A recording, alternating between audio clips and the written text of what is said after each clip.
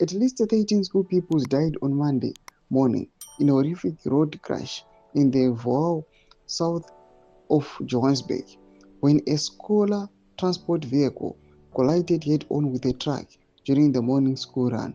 Sarapina mashikobdanyi kwachinzi 13 school children perish in horror crash. Don't forget to subscribe or like on the bell icon.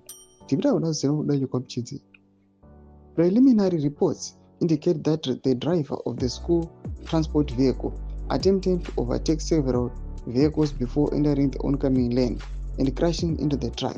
Several other learners were injured and rushed to hospital, while police launched a full investigation into the circumstances surrounding the tragedy. President Cyril Ramaphosa led the nation in mourning, describing the deaths as a devastating loss of families, schools, and the country. In quotes, "Our children are the nation's most precious assets," Ramaphosa said in a statement. "We must do all we can, from observing the rules of the road to ensuring the quality and accountability of scholar transport operations to protect the lives of learners."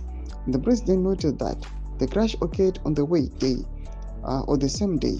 The South African Human Rights Commission released a report on scholar transport, highlighting long-standing concerns about safety, regulation, and oversight in the sector.